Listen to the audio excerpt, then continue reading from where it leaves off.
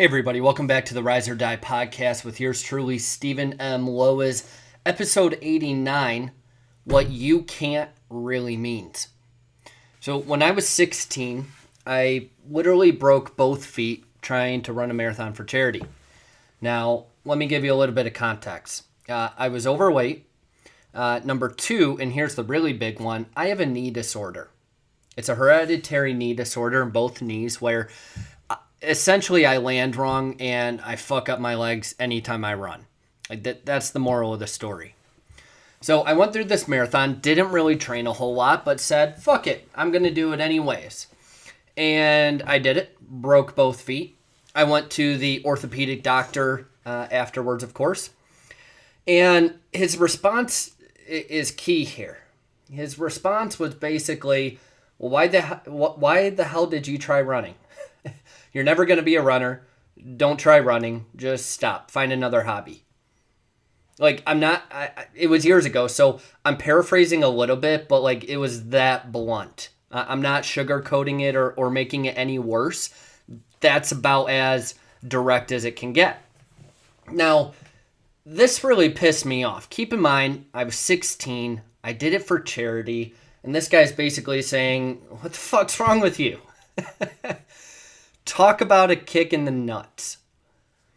Now, I've been told, and I'm sure you can relate, I've been told you can't do something over and over and over and over across every freaking area, right? Primarily body and business, of course, but really, it's just a universal thing.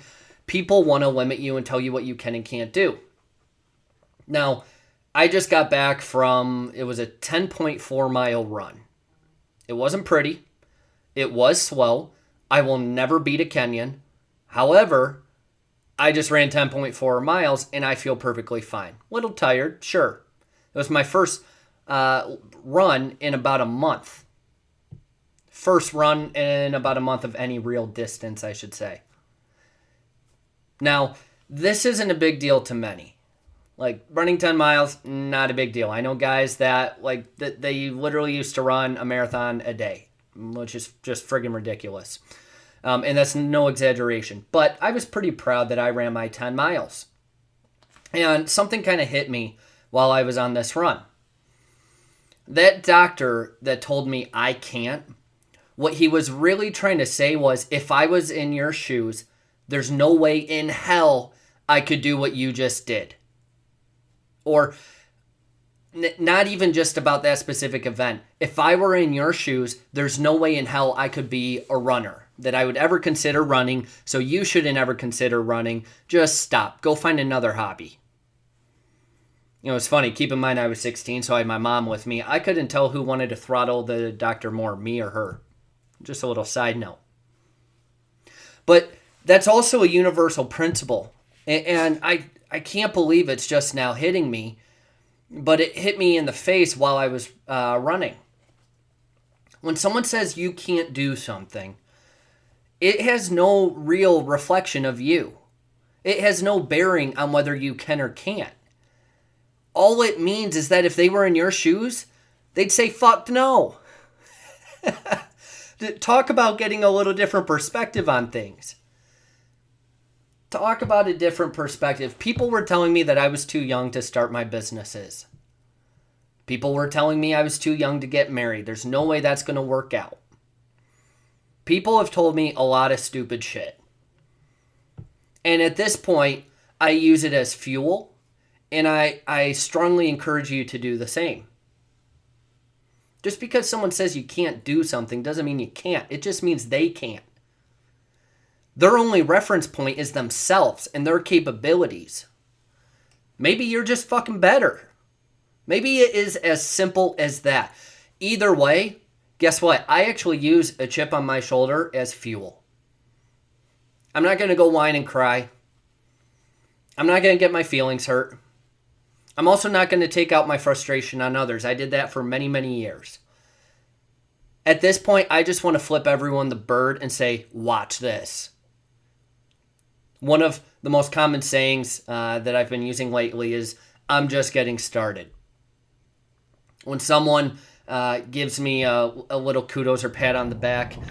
Hey everybody, welcome to the Rise or Die podcast with Stephen M. Lowisz. But my response is I'm just getting started. Wet t-shirt. And no, the title probably doesn't give you a good idea of what I'm actually talking about. Someone told you I'm talking about a literal wet t-shirt, so get your mind out of the gutter. Instead of using it as fuel and realizing that all they're really saying is that they can't or they wouldn't. More than being cold.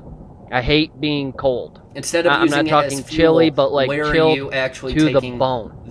I get up in the morning, a couple days a week, go to the gym and jump in the pool. Is it embodied? And are people saying that once you I'm in the can't pool, actually run I'm good. But it's a complete mental fuck. Is someone telling you that you it's a can't mind connect fuck with God? He doesn't trying even to get exist. into that pool. I don't know why. I have an easier time getting up at 4 a.m. than I do when I'm already up. Is someone telling you that your marriage is going to fail? It was a little different, though. Too old, whatever. So I combined actually 2 days worth of workouts. I did a 50-minute bike ride and then a 4-mile run. And they're not committed. And no normally I'd take a couple shirts in my gym bag just so, but as you get really sweaty, especially during long endurance, do not know me. Cardio and exercise. They knew the cold tends to seep in, but it has no wet bearing t-shirt. on who I am or again, what I'm literal wet t-shirt. So again, crossbody being balanced in business. Well, I forgot. Where do you need to use others' doubt as fuel? I was actually feeling perfectly fine when it comes to how I was, breathing, my muscles. I was doing completely fine. Now, as probably always, could have send pushed me any even a feedback, little bit harder. email, whatever. But holy shit. That wet t-shirt was fucking with me. That wet t-shirt made me want to quit. That wet t-shirt made it miserable. Share this podcast with someone that you want more for. It was all mental, 100% mental.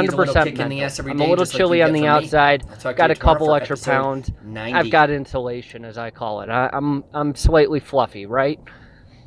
But man, that t-shirt was rough. And when you're doing a lot of cardio, you have some time to think.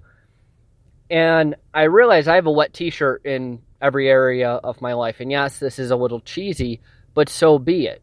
I have a wet t-shirt in every area of my life. And for me, a wet t-shirt is something small that's fucking with my head that actually has no effect on me physically. It has no effect on me except the effect I let it have on me.